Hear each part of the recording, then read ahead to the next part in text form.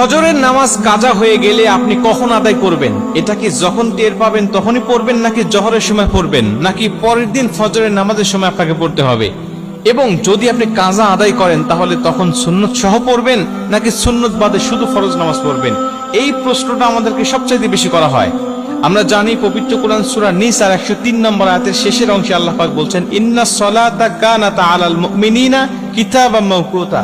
আমি আল্লাহ তোমাদেরকে নির্দিষ্ট সময়েই নামাজকে ফরজ করেছি। নামাজ নির্দিষ্ট সময়ে ফরজ, কিন্তু আপনি নির্দিষ্ট সময় যদি না পড়তে পারেন কোনো জরুরতের ক্ষেত্রে, তাহলে আপনি কি করবেন? যেমন আমরা জানি ফজরের নামাজটা কখন পড়তে হয়? সুবহে সাদিক থেকে সূর্য উদয় পর্যন্ত, এটুকু ফজরের নামাজের সময়। এর পরবর্তীতে পড়তে গেলে আপনি কাজা পড়তে হবে। আমরা জানি নবীজি সাল্লাল্লাহু আলাইহি ওয়াসাল্লাম বলেছেন, তিনটা সময়ে নামাজ পড়া আল্লাহ পাক হারাম করে দিয়েছেন। 1 নম্বরে সূর্য উদয়ের সময়, 2 নম্বরে সূর্য যখন একেবারে ঠিক মাথার উপরে থাকে, হেলে যতক্ষণ না যায়, এবং 3 নম্বরে সূর্য অস্ত যাওয়ার সময়। এই তিনটা সময় নামাজ পড়া যায় না। এবং রাসূল সাল্লাল্লাহু আলাইহি ওয়াসাল্লাম বলে দিয়েছেন যে যদি ঘুমের কারণে অথবা যে কোনো বেখিয়ালি হয়ে যদি নামাজটা তোমার ছুটে যায়, নামাজটা যদি জাস্ট টাইমে না পড়তে পারো, তাহলে যখন তোমার স্মরণ হবে ঠিক তখনই তুমি নামাজটা আদায় করে নেবে। তোমার ফজরের নামাজ কাজা হয়ে গেছে, তুমি ঘুমের কারণে টের পাও নাই, 8টা বেজে গেছে, 9টা বেজে গেছে, এখন তুমি জোহরের নামাজের জন্য অপেক্ষা করবে না, জোহরের নামাজের জন্য অপেক্ষা নয়, তুমি তখনই উঠে তুমি নামাজটা আদায় করে নেবে। এখন তুমি নামাজটা কিভাবে পড়বে? 2 রাকাত সুন্নত সহ নাকি শুধু ফরজ পড়বে? রাসূল সাল্লাল্লাহু আলাইহি ওয়াসাল্লাম বলেন, ফজরের নামাজের 2 রাকাত সুন্নতের গুরুত্ব কত বেশি জানো? আম্মা জানা আয়েশা বলেন যে সমস্ত দুনিয়া এবং দুনিয়ার মধ্যে যা কিছু আছে সবকিছুর থেকে ফজরের নামাজের 2 রাকাত সুন্নতের দাম আল্লাহ পাকের কাছে অনেক অনেক বেশি। এবং নবীজি অন্য একটা হাদিসের মধ্যে বলেন যে তোমাদের ঘোড়া যদি ছুটেও যায়, তোমাদের ঘোড়া যদি চলেও যায়, তারপরেও তোমরা 2 রাকাত নামাজ ছেড়ে দিও না, এই 2 রাকাত সুন্নত নামাজকে তোমরা আদায় করবে।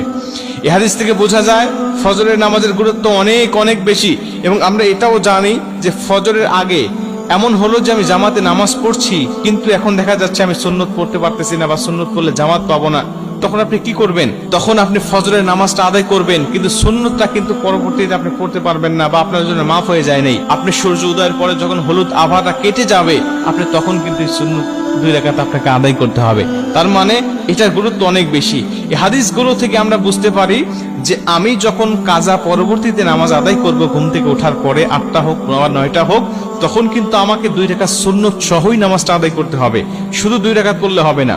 কিন্তু যদি এমন হয় যে আপনি জোহরের আগে আর পড়তেই পারলেন না, জোহরের পরে আপনি এই ফজরের নামাজটা আপনার কাজা তুলতে হচ্ছে যে কোনো কারণে, তাহলে জোহরের পরে যদি হয়ে যায় তখন আর আপনার এই 2 রাকাত সুন্নত পড়তে হবে না। এই 2 রাকাত সুন্নত তখন আর আপনাকে কাজা আদায় করতে হবে না। কিন্তু জোহরের আগে যদি হয় তাহলে আপনাকে অবশ্যই পড়তে হবে।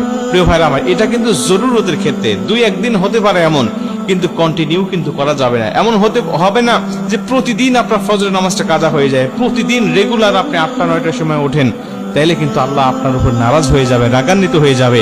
হঠাৎ 1 দিন 2 দিন আপনি উঠতে পারেন নাই, ঘুমের কারণে বা বেখিয়াল বশত কারণে আপনি উঠতে পারেন না, বা নামাজ টাচ টাইমে পড়তে পারেন নাই, তখন এই সমস্ত মাসালা আপনার জন্য হবে।